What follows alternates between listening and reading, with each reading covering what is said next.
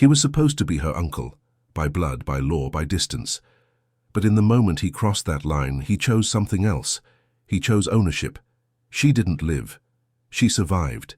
She existed like property, like debt, like currency. And when he invaded that place, he didn't destroy everyone for her freedom. That was the lie. He looked at his niece and decided. She was not being rescued. She was being claimed. Like the video. Subscribe to the channel. Because this story, this obsession, will leave you breathless. Mikhail Volkov's brother was dying. Not quietly, not with dignity. Dmitry Volkov died the same way he lived. Begging. The Volkov mansion smelled like expensive medication and failure. Dmitry was sunk into silk pillows, his skin grey, his eyes glassy, drowned in morphine. But his voice still worked, and that voice destroyed 20 years of silence. I have a daughter. Mikhail didn't move. He stood by the window, hands clasped behind his back, watching snow fall over Moscow. She's called Yulia. She's 21. She lives in Kirov. Dmitry's breathing failed. A wet cough. Terminal. Her mother was... She was mine. Before the marriage. I promised I would leave Irina. I promised. His eyes closed. But Irina controlled half the northern routes. I couldn't. Mikhail finally turned his head. His face revealed nothing. You abandoned a child for political convenience. It wasn't a question. Dmitry swallowed hard. Tears slid down hollow temples. Yulia's mother hates me. She hates the girl too. I sent money. Every month. A lot of money. His voice broke. I need you to get her. I need you to save my daughter. She's Volkov blood. The silence that followed was heavier than the snow outside. Mikhail stepped closer to the bed, looked at his brother, with the same contempt he reserved for traitors. You're asking me to clean your cowardice. Dmitry grabbed his wrist, fingers like paper over bone. Please, I beg you, she's innocent. She didn't ask to be born. Mikhail pulled away, as if from infection. 3 hours later, Dmitry Volkov took his last breath. 4 hours later. A convoy of black SUVs cut through the night. Kirov was the kind of place modern Russia pretended didn't exist. Rotting wooden houses, frozen mud streets, dogs too thin to bark. Yulia's mother's cabin sat at the end of a trail, one not even maps acknowledged. Mikhail stepped out of the car, the cold cut like a blade. He felt nothing. His men moved into position, silent, trained shadows. The cabin door was half open. Then he heard it, a female voice, shrill, soaked in alcohol. She's pure, Borya. I swear on my soul. I never let a man touch her. I saved that treasure for you. A male voice answered, rough, impatient. If you're lying, Marta, I'll cut your tongue. Where is she? In the back room. She's got a fever. That'll pass. You'll see how beautiful she is. Just like the bastard father, same eyes. Something in Mikhail's blood froze, not from the cold. He signaled. The door exploded inward. The cabin was hell. Empty bottles, overflowing ashtrays, mold-stained walls. And in the center, a middle-aged woman, her beauty destroyed by resentment, selling her own daughter. The buyer stepped forward, fist clenched. Who the hell are you? Mikhail didn't look at him. His eyes were on the woman. I am the blood you tried to extort for 20 years. His voice was low, controlled, lethal. I am the heir to everything her father owned, and I came to collect what belongs to the Volkov family.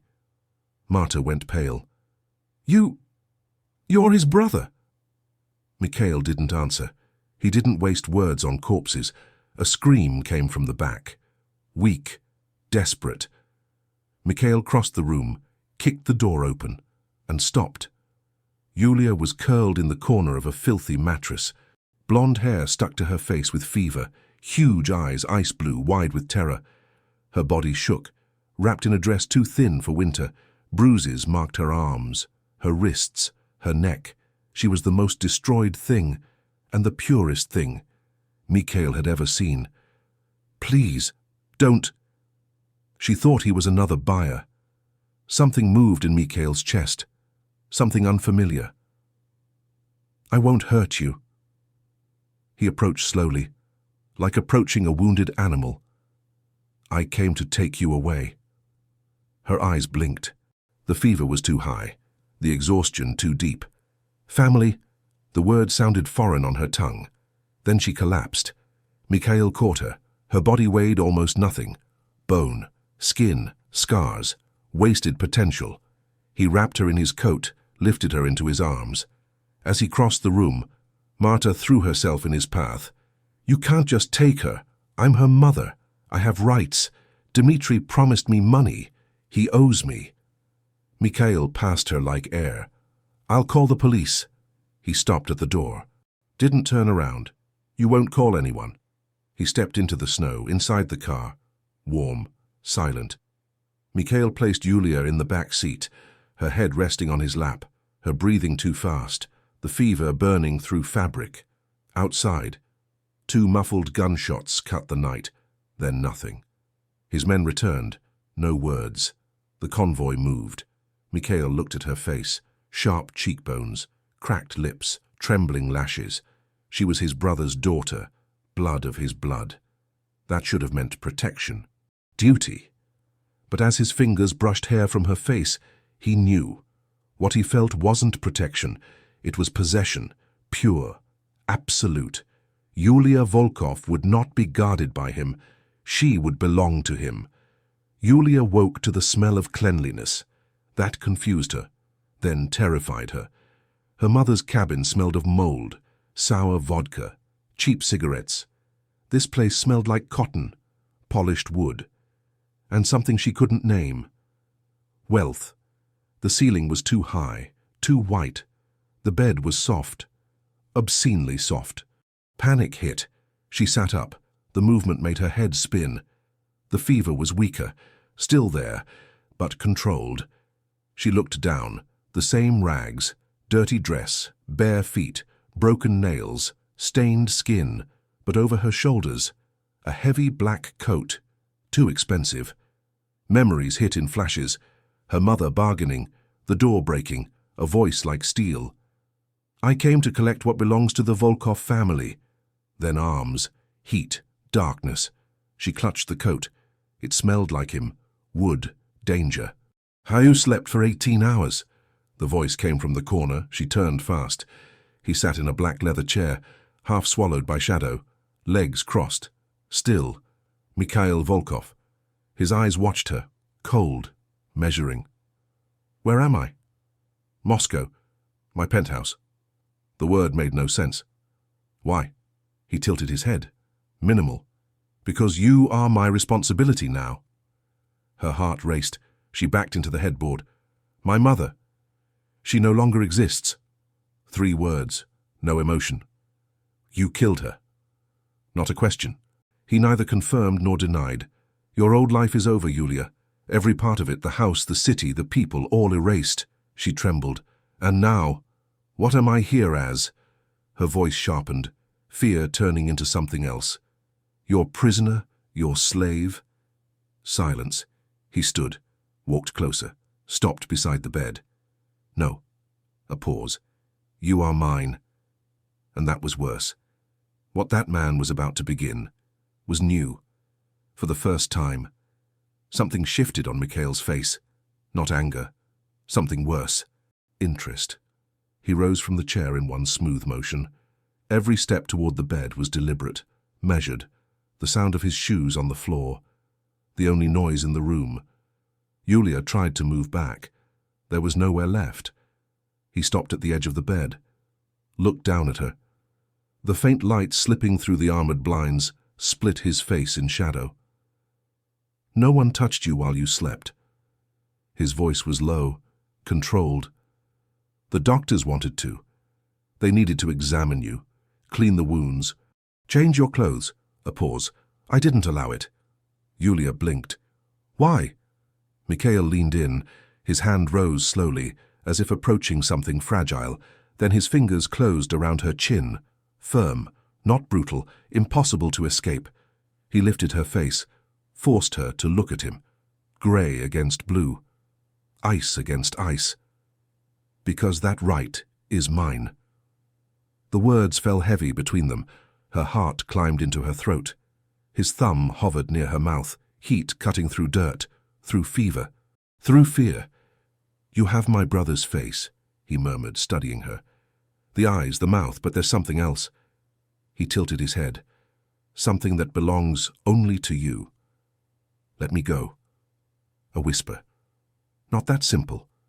She tried to turn away. His grip tightened. "Look at me." She did. She had no choice. "You will bathe. You will wear clean clothes. You will eat. You will heal." Each sentence was an order. "And you will do all of it here, under my roof, under my rules. And if I refuse?" One corner of his mouth moved, not a smile, a warning. "You won't." He released her. The place where his fingers had been burned. He stepped back, walked to the door, stopped with his hand on the handle. "I'll prepare the bathroom. The water must be the right temperature." He glanced over his shoulder, eyes scanning the state of her body. Possessive displeasure. "No one enters this room, Yulia. No one touches you. I'll return shortly. To clean what's left of that place, on your skin." The door closed, the lock turned, heavy. Yulia stayed still, hands shaking, heart pounding. She looked around. The sealed walls, the locked door, the luxury pressing in like a chokehold, a cage, golden, warm, perfumed, still a cage. And the man who locked her inside was not her savior. He was her new owner. The door opened without warning. Yulia flinched on instinct. 21 years of blows had taught her body to shrink. Mikhail entered carrying white fabric, soft. He placed a robe on the chair, the one he had been sitting in. Behind him, 2 women waited in the hall. Nurses. Yulia recognized the uniforms, the professional posture, the curious glances. "Sir, the patient needs—" One word. No explanation. The nurses hesitated. One opened her mouth. "I don't repeat orders." The door closed. Footsteps faded. Silence. Mikhail turned back to Yulia. His eyes traveled over her. Matted hair, stained skin, a dress that looked like a sack, clinging to a fevered body. "Stand." Yulia didn't move. "I can wash myself." "I didn't ask." He approached, each step closing the space between command and obedience. She backed into the headboard. "Please, I can do this alone. I've always done everything alone." "That's the problem." He stopped beside the bed, extended his hand. Not an invitation, a decision. "You can barely sit without shaking. The fever is still high. And I don't trust anyone but myself to do this properly." "Do what properly?" His eyes narrowed. "Clean you." Her heart raced. She looked at his hand, then his face, searching, cruelty, desire, anything. She found only control, absolute, unmovable. "I'll scream. No one will hear. And even if they did, no one would come." The truth hurt more than any threat. Yulia closed her eyes, breathed in. When she opened them again, something had changed. Not acceptance, exhaustion. She took his hand. His fingers closed around hers, firm, warm, too warm. The second step, her legs failed. Mikhail caught her by the waist, iron against her ribs. "I warned you." He guided her across the room, each step a negotiation between her pride and gravity. By the bathroom door, and she was breathless. "Wait here." He crossed to the fireplace.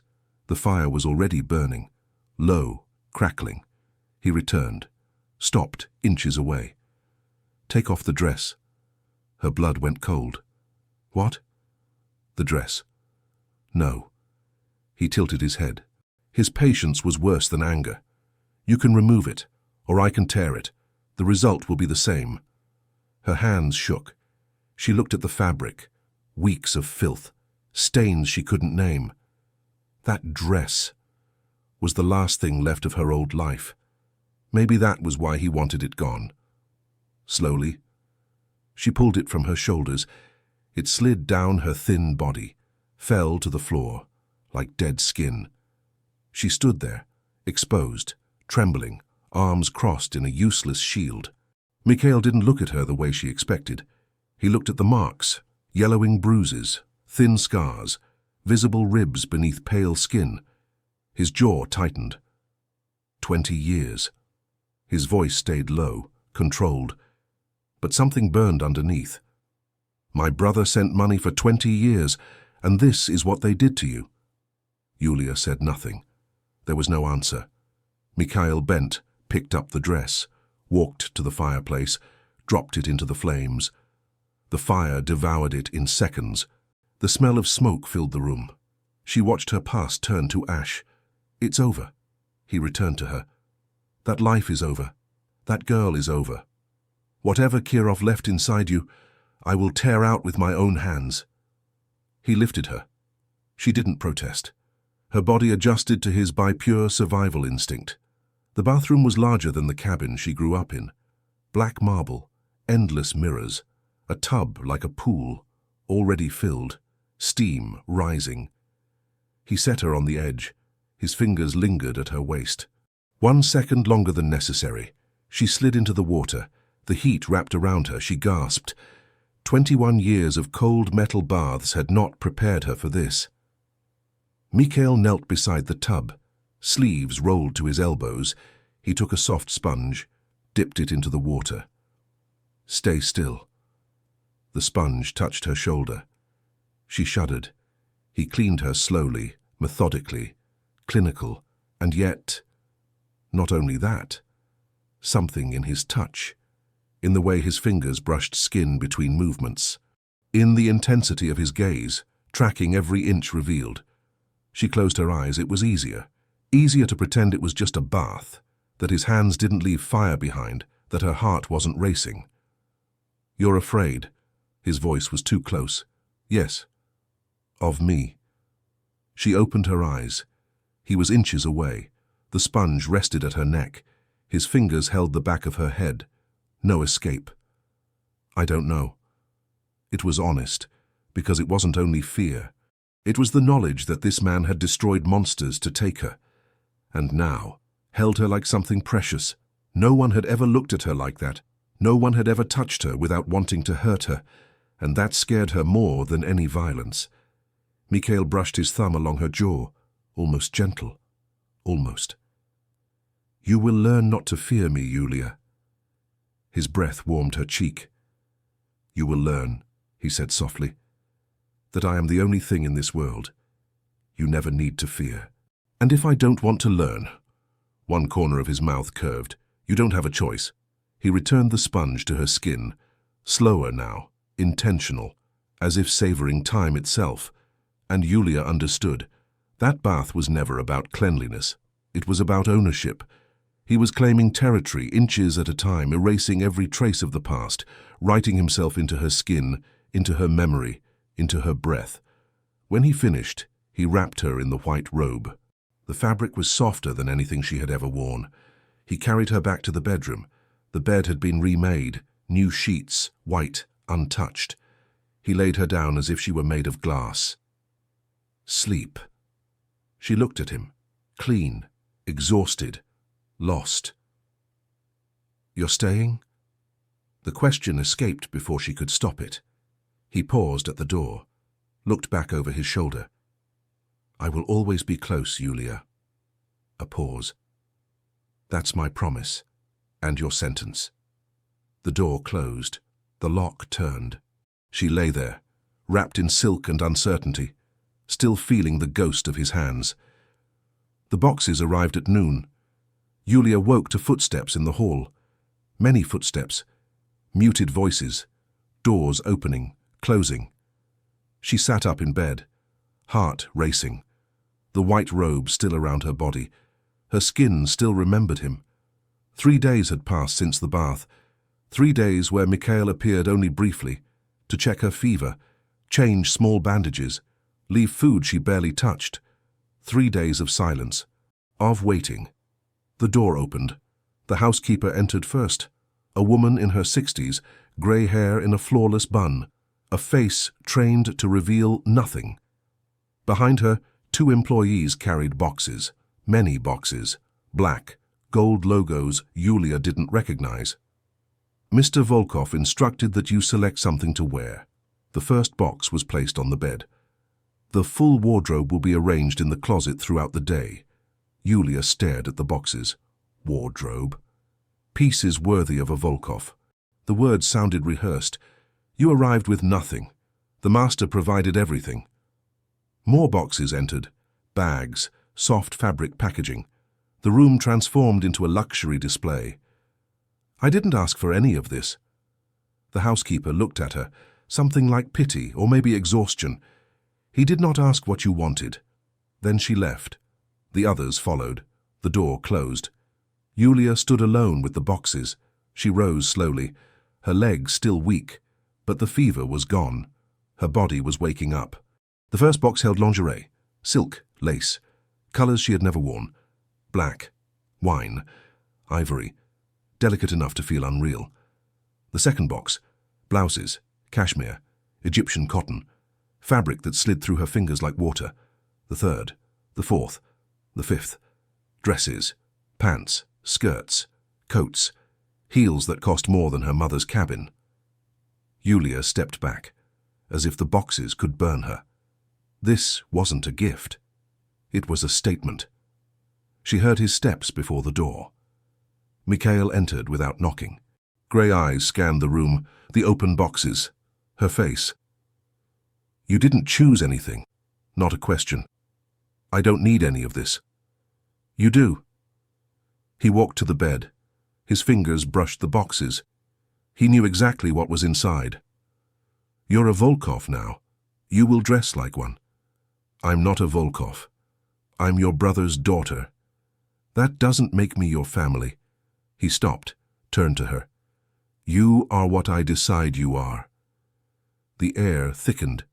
Yulia stepped back. One step, then another. Her back hit the wall. Mikhail didn't follow. Instead, he turned to the boxes. Searching, he found it. A dark green silk dress, long, fluid. The back cut dangerously low. Simple. Devastating. Put this on. No. The word escaped too fast. He didn't shout, didn't threaten. He walked toward her, each step a warning. When he stopped, he was too close, heat radiating from him. I'll say this once. His voice stayed calm, controlled. Put on the dress. Why? Because I said so. That's not a reason. It's the only one you'll get. Yulia lifted her chin. Stubbornness was all she had left. And if I refuse? He tilted his head, studied her, like a puzzle. You have fire. Almost an observation, almost a compliment. My brother didn't. He was weak, a coward. But you... His hand lifted. Yulia flinched. He didn't touch her, only extended the dress. Put it on. I'll help. The word help carried weight. Nothing innocent. She looked at the dress, then at him, then at the locked door. There was no exit. With stiff movements, she took the dress, turned her back to him. I need privacy. Not that simple. She closed her eyes, breathed in. The robe slid from her shoulders. Cold air kissed her skin. She felt his gaze like pressure. Every exposed inch burned, silent, hands shaking. She pulled the dress over her head. The silk slid down her body, cool, clinging. It shaped curves she didn't know she had. But the zipper was in the back, and she couldn't reach it. Her voice broke. I can't. I know. He stepped in behind her. She felt his heat before his touch. His breath warmed her neck. His fingers found the zipper, right where bare skin began. He pulled it up. Slowly, every inch felt endless. His fingers brushed her spine, deliberately. Not an accident, not a mistake. Intention. Yulia stopped breathing. The zipper closed, but his hands stayed. He traced the line of her bare back. From shoulder to where the fabric began. Light, exploratory, possessive. You carry the name Volkov now. His voice was a whisper at her ear. To the outside world, you are my niece, family, untouchable. His lips brushed her earlobe. Not a kiss, a promise.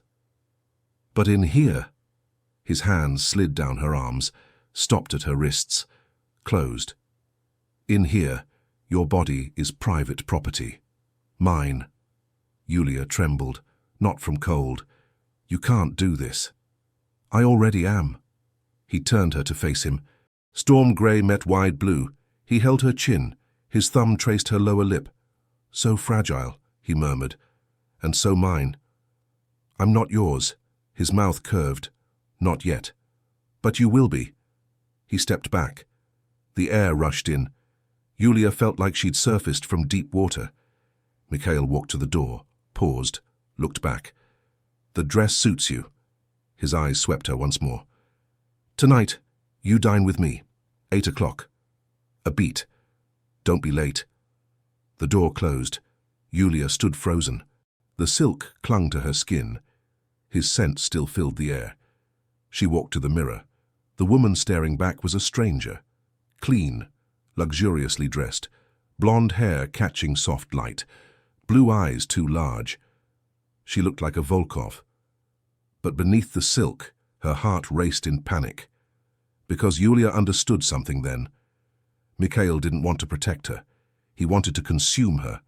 And worse, a small part of her, treacherous, unspoken, wanted to let him. The table was set for two. Yulia stopped at the dining room entrance. Her stomach dropped. Candles, crystal, white porcelain edged in gold, a bottle of wine worth more than a year of food in Kirov. Mikhail sat at the head, dressed in black, always black. His shirt was open at the first button, just enough skin to force her eyes away. You're late. She checked the clock. 8:03. 3 minutes. 3 minutes more than I said. Yulia didn't answer. She moved to the chair at his right. Too close. A staff member appeared, pulled the chair back. She sat. The green silk whispered against the leather, and dinner began. The dinner arrived in silence. Plates were placed in front of them with quiet precision. Elegant food. Too elegant. Yulia did not recognize any of it. Thin slices of rare meat, vegetables carved into perfect geometric shapes, dark sauces painted across the porcelain like artwork. She stared at the plate, like it was bait or a trap. Eat, Mikhail said calmly. The usual order. Yulia picked up the fork. It felt heavy, unnatural in her hand. Back in Kirov, she used her fingers, when there was food at all, mostly leftovers, cold scraps. Whatever her mother didn't want, she forced the first bite into her mouth. The meat was soft, but it scraped down her dry throat. Mikhail watched her. His own plate remained untouched. You never eat, Yulia asked before thinking. I eat, he said, when I'm hungry. She swallowed. And you're not hungry now? His grey eyes narrowed slightly. I have other appetites tonight. Yulia slowly lowered the fork. Silence stretched across the table. The candle flames trembled. The wine sat untouched inside both glasses. Tell me about Kirov, Mikhail said finally. There's nothing to tell, she replied quickly. There's everything to tell, he corrected. 21 years of everything. Under the table, Yulia pressed her hands into her lap, out of his sight. What do you want to know, she asked. That isn't a question, he said quietly. It's an order. She lifted her chin. Pure, stubborn reflex. I cleaned the house, she said. I washed clothes. I cooked when there was food to cook. She hesitated. I got beaten when my mother drank. A pause. I got beaten when she didn't drink too. She shrugged slightly. End of story. Mikhail didn't react. And the men? He asked. The question dropped like a blade. What men? She asked, though she knew. The men your mother brought home, he said calmly. The lovers, the drunks, the ones who paid to stay. He tilted his head. Did any of them touch you? Yulia's blood turned cold. Why does that matter? She whispered. Answer me. No. He leaned forward slightly. No. What? I'm not answering that. His voice dropped lower. Or no one touched you?" Her face burned. "Nobody touched me," she said sharply. "My mother locked me in the back room when she had visitors." Her jaw tightened. "She said I was her insurance." Her voice turned bitter, her golden goose. "She was saving my life," Yulia added. "My purity." She laughed without humor. "To sell for the highest price." Mikhail stayed completely still. "So that man," he said slowly. What was he going to do? Yulia's throat tightened. He was going to be the first time someone... She stopped. The words died. "Say it," Mikhail said quietly. "You know what was going to happen." "I want to hear you say it." Her eyes burned. She refused to cry. "He was going to take me," she said, "as payment. My mother owed him too much. And I was the only thing she had left to offer." Mikhail's jaw locked. "Look at me." Yulia obeyed. She didn't have the strength to resist anymore. "No man will ever take anything from you," he said softly. The tone was lethal. "No one touches what belongs to me without permission." She inhaled sharply. "I don't belong to you. You keep repeating that." The corner of his mouth lifted slightly. "As if repetition makes it true." Yulia picked up the fork again. Eating was easier than arguing. The dinner continued under thick tension. She chewed without tasting, swallowed without hunger. Every second at that table felt like slow torture. At some point, between the main course and dessert, she raised another bite of meat to her lips. Dark sauce slid down. A single drop stained the corner of her mouth. Yulia noticed too late. Her eyes searched for the napkin. She reached for it. Mikhail moved faster. His hand caught her wrist mid-air, firm, warm. "No." She froze. He leaned toward her slowly, deliberately. His grey eyes locked onto her face. His free hand lifted. His thumb touched the corner of her mouth. The touch was soft, almost gentle. He wiped the sauce away in a slow circle, carefully, without hurry. But he didn't stop. His thumb slid lower, tracing the curve of her bottom lip, pressing softly into the flesh, feeling the texture, exploring, testing. Yulia forgot how to breathe. His pupils darkened, swallowing the grey completely. He stared at her mouth, like he planned to devour it. "So soft," he murmured. "I wonder." He didn't finish. He didn't need to. Yulia's entire body reacted. Her heart slammed against her ribs. Heat crawled down her spine, pooling somewhere dangerous, somewhere she refused to name. His thumb pressed harder. Her lower lip parted slightly under the pressure. He was opening her, studying her, tasting without tasting. The air between them turned thick, heavy. Yulia should pull away. She should protest. She should do something. But she couldn't move. She was trapped inside that stare, a stare that promised things she didn't understand, things that terrified her, things a dark, traitorous part of her wanted to discover. Mikhail leaned closer. Their faces hovered inches apart. His breath warmed her lips. Yulia closed her eyes. And then he pulled away. His thumb left her mouth. His hand released her wrist. The heat vanished, like it never existed. When she opened her eyes, he was leaning back in his chair. His face was calm again, controlled. Only his slightly uneven breathing betrayed him. "You may leave," he said coldly. Distant, like the last few seconds had never happened. Yulia stood on shaking legs. The silk dress suddenly felt heavy. Her mouth still burned where he touched her. She walked toward the door, stopped. She didn't know why. "Why did you stop?" he asked behind her. The question slipped out before she could stop it. Mikhail looked at her.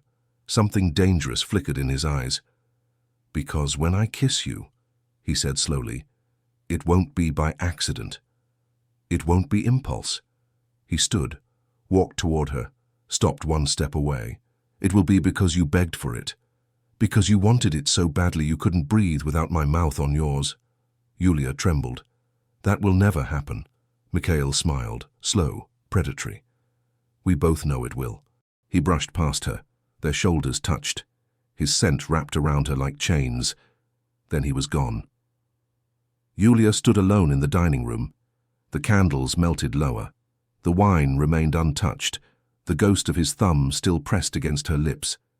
She raised her own hand, touched the same spot, and hated herself for wanting more. The scream tore through the night. Yulia woke to the sound of her own voice echoing off the walls. Her heart hammered wildly. Sweat glued the silk nightgown to her skin. Her hands clutched the sheets like they were the only real thing left. The nightmare pulsed behind her eyes. Her mother, the belt, the sour smell of vodka, the slurred voice repeating the same words. "You ruined my life. You have his face. I should have drowned you when you were born." Then the hands, grabbing, hitting, dragging her by the hair. Yulia whimpered, curled into herself on the bed, knees against her chest, arms wrapped around her legs. She thought she was alone. She was wrong. The bedroom door burst open.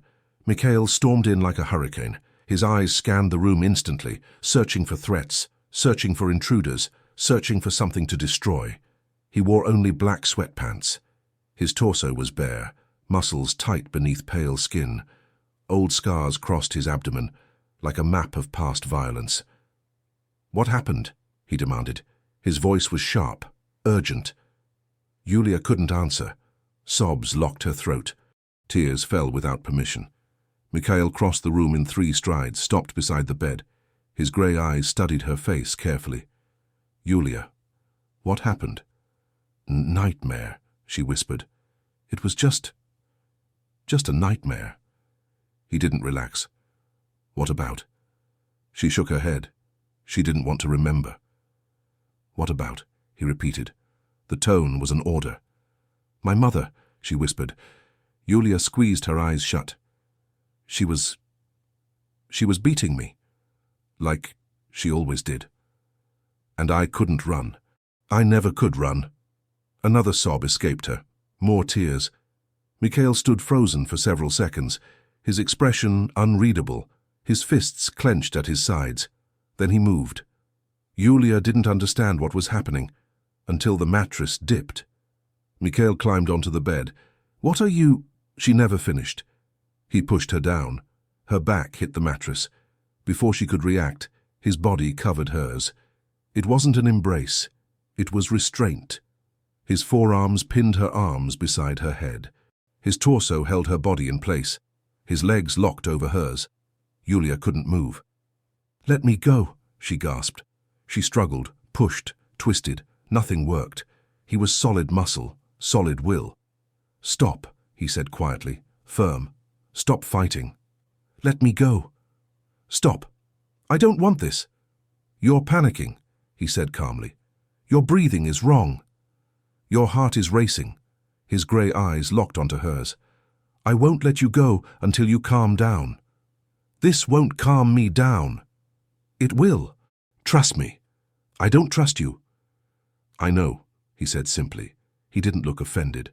"But you don't have a choice." Yulia kept fighting. Her muscles burned. Her lungs struggled for air. Every movement was useless against his weight.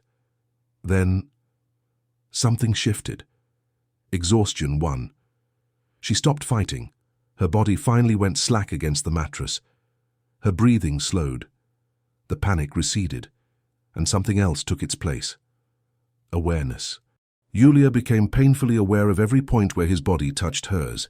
His bare chest pressing against the thin fabric of her nightgown, the heat radiating from his skin, hard muscle against soft curves, the weight pinning her to reality. His breath brushed her face, warm, steady, controlled. He smelled of soap, and something darker, something dangerous. "Breathe," he murmured. "Just keep breathing." She obeyed, not because she chose to, because her body did. Inhale. Exhale. The panic dissolved, and in its place a different heat bloomed. Not fear, something deeper, something that made her skin tingle and her heart race for the wrong reasons. He noticed, of course he did. His eyes darkened, pupils dilating, jaw tightening. "Yulia."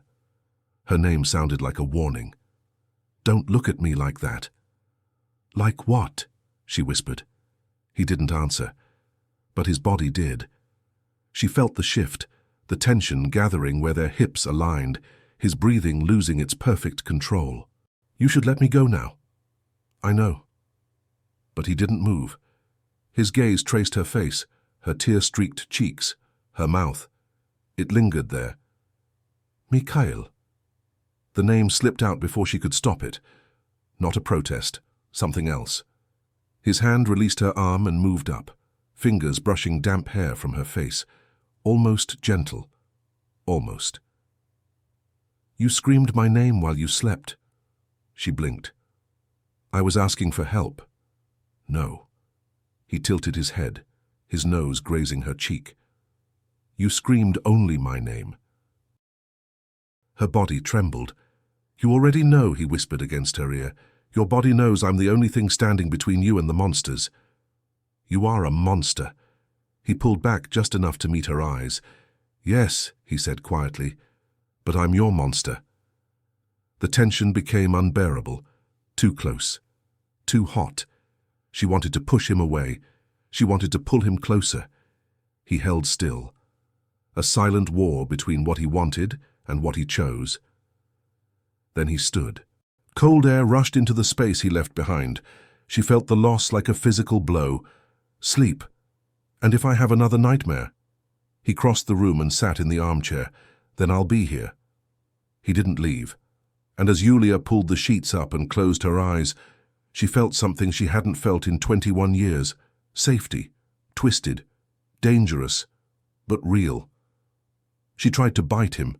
He growled against her mouth, deepened the kiss. And then, something inside Yulia broke. The resistance collapsed. Her fists loosened. The hands that fought him grabbed instead, pulled him closer. Her body softened. She kissed him back. She didn't know why, didn't know how. She only knew it was happening. Her mouth moving with his, her hands sliding up his chest. A sound escaped her throat, half sob, half something else. Mikhail felt it, the surrender. The kiss changed, still rough, still claiming, but now there was hunger, desperation, raw need. His hands slid from her shoulders to her waist, pulled her against him. She felt everything, every muscle, every breath, every heartbeat proving the monster was human.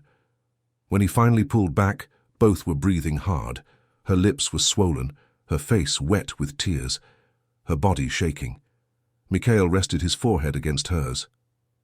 "Never again," he said, his voice ruined, low.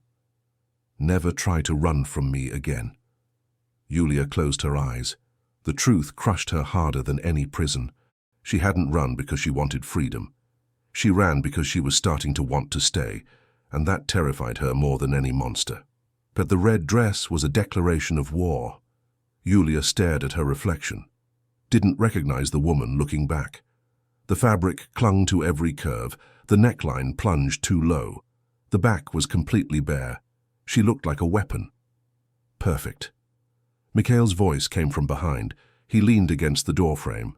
Arms crossed, eyes slow, predatory approval. Black-tailored suit, no tie, one button undone, a glimpse of an old scar. "I'm not wearing this." "You are." "It looks like I'm for sale." "You are," he said calmly, "but too expensive for anyone here." She turned to face him. "What is this party?" "A brotherhood gathering." The word landed heavy. She had heard the whispers. The brotherhood was his organization. Power, money, control. "Why do I have to go?" He stepped closer, measured, deliberate. In the mirror she saw them, the height difference, the power imbalance. "My brother's widow is spreading rumors," he said. "She says you're a fraud." His hands settled on her bare shoulders. The touch burned. "She says I brought you to steal the family inheritance. And what does that have to do with me?" "Everything." His fingers slid down her arms. Slow. "Tonight, I introduce you to the Brotherhood. I make it clear you are Volkov blood. And anyone who questions that..." He paused. Questions me, she swallowed. And if I refuse? His eyes met hers in the mirror. You won't. Not a threat. A fact. And the mansion outside Moscow looked like a fortress. Iron gates, armed guards, luxury cars lined up like trophies. This was his world, men who decided life and death between drinks. The car door opened. Mikhail stepped out first, offered his hand. Yulia hesitated, then she took it. Cold air cut her exposed skin. His hand slid to her waist. Not casual, possessive. A silent message to everyone watching. Inside, the hall glittered with excess. Crystal chandeliers, black marble floors, women in gowns worth fortunes, men carrying deadly secrets in their eyes. Every head turned. They saw her, at his side. The looks hit like needles, curiosity, contempt, desire. His hand tightened at her waist. Smile, he murmured. You're a Volkov now. She smiled. Her lips hurt from the effort. Faklinakirais took 2 hours of refined torture.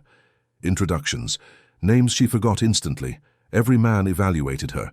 Every man noticed his hand never leaving her. Property, claimed. Then a voice cut the room. So this is the bastard. Yulia turned. Irina Volkov, platinum blonde, ice blue eyes, calculated mourning. My condolences, Mikhail said coldly. Dmitri died 3 weeks ago, Irina said, and you're already showing off proof of his betrayal. That's a lie. This girl is the result of 20 years of humiliation, Irina snapped. Mikhail's hand left Yulia's waist. The air froze. She is my blood, he said quietly. Insult her again, and you'll learn widows aren't untouchable. Irina paled, didn't retreat. The Brotherhood will learn what you really want with her. She walked away. The silence suffocated. What do you really want with her? Everyone wondered. Come with me. He dragged Yulia through a side door. Down a dark corridor, he pinned her to the wall. That woman will destroy you, he growled. She'll send men. Poison. Then let me go, Yulia pleaded. Why? Because you're mine. Then he lowered his head. His mouth touched her neck. Not a kiss. Something primal. His teeth pressed into her skin. Not enough to draw blood. Enough to mark. She gasped. When he pulled back, the mark was visible. Unmistakable. What did you do? This, he said, brushing it with his thumb, is so every man here knows. If they look at you, they're looking at death. You marked me like cattle. I marked you as mine. Then softly, against her ear, cattle are slaughtered. You go to my bed. The car barely stopped before he opened the door. No words, no need. His hand closed around hers, urgent. An hour of silence had sharpened everything. They crossed the penthouse. Past her room, he took her somewhere else. His room, the forbidden door. It opened, it closed, and they were alone. The room was dark. Only the lights of Moscow spilled through the massive windows. Red, white, shadows moving across the walls, reflections dancing like ghosts. Yulia felt her back hit cold wood. The door. He stood in front of her, completely still, grey eyes burning in the low light. A predator, finally cornering his prey. Mikhail. Her voice failed. Don't move. The order was low, rough, loaded with something that made her stomach tighten. He stepped closer, 1 step, 2, until their bodies almost touched, until his breath warmed her face. I tried to wait, he said. His voice barely survived the words. I tried to give you time. A pause. I tried to be patient. His hands rose, found her face, held it, like she was the most precious thing in the world, and the most dangerous. But I can't anymore. Yulia should have been afraid. She should have protested. She should have remembered that this man was forbidden, wrong, impossible. But all she felt was his heat, his closeness, and the need in his eyes, a need that mirrored something inside her, something she had tried to deny from the very beginning. Then don't wait. The words escaped her before she could stop them. Something shattered in Mikhail's eyes, and then there was no restraint. His mouth found hers, with a hunger that stole the air from her lungs. This was not punishment, not control. This was deeper, more devastating. A kiss that consumed and rebuilt. His hands slid down, found the zipper on the back of the red dress, pulled. The fabric slipped off her body like water, fell to the floor, a pool of silk. She should have covered herself, she should have felt shame. But Mikhail looked at her like she was the only light left in a world of darkness. Perfect. The word sounded like a prayer. You're perfect. He lifted her into his arms, carried her to the bed, laid her down on the black sheets like an offering on an altar. He leaned over her. His weight grounded her. His heat surrounded her. His mouth traced a slow path from her neck to her shoulder. Fire followed every touch. Look at me. She obeyed. Their eyes met. Grey against blue. Storm against ocean. I waited my entire life for you, he said. A whisper against her skin. I didn't know I was waiting. A breath. But when I saw you in that filthy room, on that rotten mattress, I knew you were mine, that you always were, that you were born to be mine. The words should have terrified her. They should have made her run. But Yulia was tired of running, tired of fighting something that felt as inevitable as gravity. Then make me yours. The sound Mikhail made was not human. It was surrender. It was victory. It was the collapse of every wall he had built. What came after was not gentle, not delicate, not romantic. It was intense, overwhelming, complete. He took her like a man claiming conquered land. Every touch was a declaration, every kiss a seal, every movement a promise of ownership, absolute. And Yulia gave herself, without fear, without armor. She let him see everything, the scars, the fractures, the broken places, places never touched with care. And Mikhail touched them all, like he could heal them with nothing but intensity. Mine, he whispered, again and again. Mine. The word became a truth. When sensation finally broke them apart, when they fell together into silence and breath, Yulia knew something had changed forever. She was no longer the broken girl from Kirov, no longer a prisoner of a golden cage. She was his. Completely. Irrevocably. And he was hers. Mikhail collapsed beside her, chest rising, falling, sweat shining on his skin. His hand found hers, fingers intertwined. What did we do? Yulia whispered into the dark. What should have been done from the beginning, he answered. You're mine. I'm the man who saved you, the man who wants you, the man who will kill anyone who tries to take you from me. She turned her face toward him. In the shadows, he looked more human than ever, more vulnerable. He rose onto one elbow. His hand traced her face, her neck, stopped over her heart. Our blood is sealed now. His voice was final. You will never belong to another man. I will destroy anyone who tries. I will burn the world if I have to. She should have feared that promise. But all she felt was peace, twisted, wrong, but peace. For the first time in her life, she belonged somewhere, to someone, even if that someone was a monster. At least he was her monster. Yulia closed her eyes, her body exhausted, her mind finally quiet. When sleep came, she didn't dream of cabins or belts or sour vodka.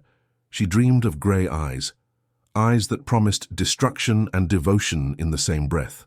The alarm ripped through the night like a scream. Mikhail woke instantly. The black sheets tangled around his legs.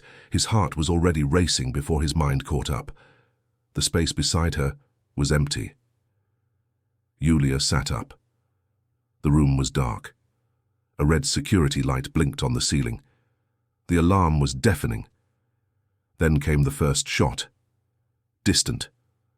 Muffled. Unmistakable. Yulia jumped out of bed. Her legs shook. She wore only Mikhail's shirt, the one he had taken off hours earlier. Another sound, more shots, shouts, glass shattering. She ran to the door, locked. She pulled the handle. Nothing. "Mikhail!" Her voice cracked with panic. No answer. She searched the room. A weapon, a phone, anything. The room was minimal, impeccable. Nothing to defend herself with. The door exploded inward. Yulia screamed, but it wasn't an intruder. It was Mikhail. He entered like controlled destruction. White shirt stained red. Face locked in lethal focus. A gun in one hand. Blood that wasn't his. "Stay behind me." No discussion. Yulia obeyed on instinct. Her back hit the wall. Her hands shook so badly she could barely breathe. "What's happening?" "The widow," he said. Checked the weapon, reloaded. She sent an extraction team. "Extraction?" His grey eyes met hers. For 1 second, something broke through the cold. Fear, fury, devotion. "They came to eliminate you." Her blood turned to ice. The hallway door opened. 2 men entered, black clothes, armed professionals. The first aimed at Yulia. He never fired. Mikhail moved like a shadow. 3 shots. 2 bodies hit the floor. Less than 2 seconds. Silence crashed down. Yulia stared at the bodies, at the blood spreading across white marble, at Mikhail already moving, checking for more threats. She should have vomited, collapsed. But she didn't. 21 years of hell had trained her body to survive chaos. "Perimeter clear," a voice said over the radio. More men entered the apartment. They checked bodies, spoke in sharp whispers. 8 targets. All neutralized. 2 injured. Mikhail lowered the gun, but his shoulders stayed tense. He turned to Yulia. For the first time she saw fear in him, not fear of death, fear of losing her. "Are you okay?" The words came out broken. She didn't answer. She ran to him, wrapped her arms around his body. Blood stained the shirt she wore. The metallic smell filled her lungs. None of it mattered. She held him like he was the only solid thing left in a collapsing world. Mikhail froze. Then the gun fell from his hand. His arms crushed her against him. Almost painful. He buried his face in her hair. Breathed. "You're okay." Not a question, a need. "You're okay." "I'm okay," she whispered. "They tried to kill you." His voice shook. For the first time since she met him, Mikhail trembled. "They entered my house, my territory, for you." He pulled back just enough to look into her eyes. His grey eyes were wild, uncontrolled. "They will never succeed." His hands held her face, smeared her cheeks with red. And then he kissed her. Not gentle, not romantic, desperate. Mikhail's mouth claimed hers with a fury born from fear turned into relief. His lips were hard, demanding. His tongue invaded without permission. The taste was adrenaline, blood, something older. Yulia kissed him back. No hesitation, no disgust, no fear. She kissed the monster who had just killed for her. She kissed the blood-stained hands, the violence that protected her. She kissed everything he was, the good, the bad, the unspeakable. When they pulled apart, both were breathing hard. Mikhail rested his forehead against hers. "You should be afraid of me," he said. "You saw what I did." "I saw," Yulia answered. "And still—" She held his face, forced him to look at her. "You're what keeps me alive, Mikhail. You're the wall between me and the world. I'm not afraid of the monster. I'm afraid of losing him." Something broke in Mikhail's eyes, the last barrier, the final illusion of control. He pulled her into another embrace, tighter, more desperate. "The widow will pay," his voice growled against her ear. She crossed a line. "What will you do?" He stepped back, grey eyes lit with dark anticipation. "I will summon the Brotherhood. All of it. Every leader, every captain, every man that matters." "For what?" "To present you." The corner of his mouth curved. "And to show the widow what happens when someone tries to touch what is mine." A chill ran down Yulia's spine. "She'll pay with her life." "No." Mikhail lifted her chin. His thumb traced her lower lip. "Death would be too easy. I'll take something worse. What? Pride. His eyes shone with calculated cruelty. I will make Irina Volkov kneel before you. Before the girl she despised. She will kiss your hand. She will swear loyalty. She will accept that you are the true holder of the Volkov legacy. The image was so absurd, Yulia almost laughed. She'll never agree. She won't have a choice. He leaned in. His lips brushed her ear. When I'm done, he whispered, she'll beg for the chance to serve you, and you'll allow it, because that's real revenge. My Yulia, it's not killing your enemies. It's forcing them to live knowing they lost. Yulia looked around the destroyed apartment, at the bodies being removed, at the blood being cleaned, and she made her decision. I trust you. Mikhail's eyes softened. Just for a second. Just for her. You're my queen now, he whispered, and every queen needs a throne. Tomorrow, I'll give you yours. He kissed her forehead, almost tender. Rest now. Tomorrow will be long. She nodded. Let him guide her back to the bedroom. A different room, untouched by the attack. Before entering, she stopped, looked back. Mikhail. Yes. Thank you. For protecting me. His smile was slow, predatory, full of promises. I will always protect you, Yulia. Even if I have to burn the world. The door closed. Yulia slept, knowing everything would change tomorrow. The girl from Kirov was about to become the queen of the underworld. And the council chamber smelled like fear. Yulia felt it the moment she crossed the oak doors, that sharp scent powerful men carried when they sensed control slipping away. 12 chairs. An oval table. 12 men who ruled invisible empires. 12 pairs of eyes turned toward her. Mikhail guided her inside. In the far corner, isolated like a disease, Irina Volkov sat alone. The widow looked 10 years older. Grey skin, swollen eyes, hands shaking in her lap. No black mourning dress, only grey, the colour of defeat. Mikhail stopped at the head of the table. His hand never left Yulia's waist. Gentlemen, his voice sliced the silence. Thank you for coming on such short notice. A man with grey hair and a scar on his chin inclined his head. When a Volkov calls, he said, the Brotherhood answers. But we're curious. Mikhail didn't smile. The reason is beside me. All heads turned to Yulia. She stood straight. The black dress Mikhail had chosen was sober, elegant, powerful. Her blonde hair was tied in a flawless knot. Makeup hid every trace of vulnerability. On the outside, she was a queen. Inside, her heart raced. This is Yulia Volkov, Mikhail said. He spoke her name like a verdict. Blood daughter of my brother, Dmitri. Legitimate heir to the Volkov legacy. The murmurs erupted immediately. Dmitri never mentioned a daughter, the scarred man said. Dmitri was a coward, Mikhail replied. He hid her for 21 years to protect a political marriage. But before he died, he asked me to bring her back. And I did. All eyes shifted to Irina. She sank deeper into her chair. Is this true, Irina? Silence. Answer, Mikhail warned. She lifted her head. Hatred burned in her eyes. It's true, Irina said. Dmitri had a bastard with a village prostitute. But that doesn't... Careful, Mikhail cut in. His voice dropped. Very careful. The silence stretched. Mikhail released Yulia's waist. Walked around the table, each step measured. Deliberate. Men watched him like animals sensing a predator. He stopped behind Irina.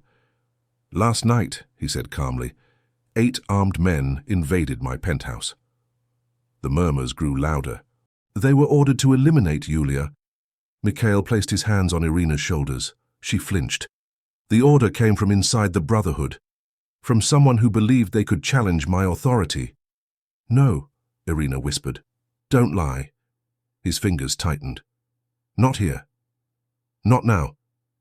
You ordered the death of a Volkov. Your husband's blood. That is treason. The word landed heavy. In the Brotherhood, treason had one sentence. Irina began to shake. "Please," she begged. "I was afraid. She's a threat. The inheritance, Dimitri's memory. I wanted to protect what we built." "You wanted to protect your power," Mikhail said. He stepped away, returned to Yulia's side. "But it was never yours. It belonged to my brother. And now it belongs to me." He faced the council. "From today on, Yulia Volkov is recognized as the legitimate heir. She has a voice in this council. She has the Brotherhood's protection. And anyone," he paused, "anyone who threatens her threatens me." No one objected. Mikhail turned back to Irina. "The punishment for treason is death." Everyone knew it. Irina closed her eyes. A tear slid down her cheek. But Yulia asked for mercy.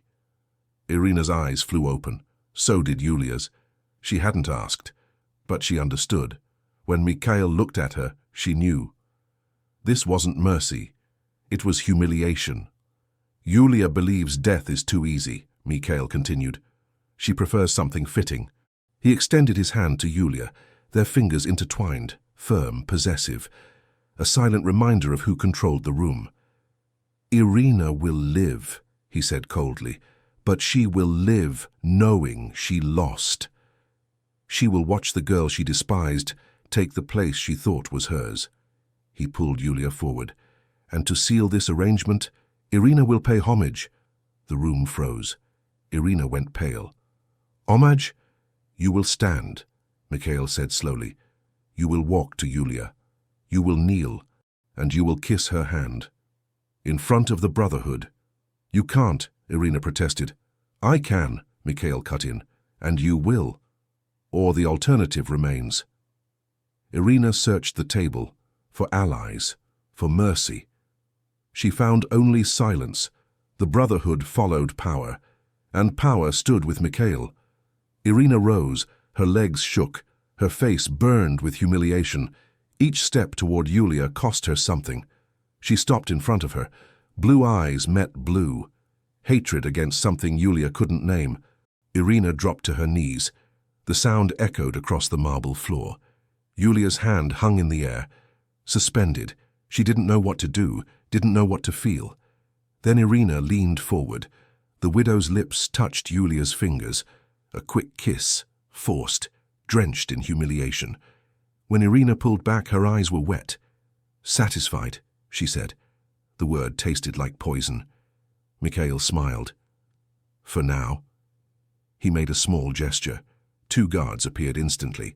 They escorted Irina out of the room. The widow didn't look back.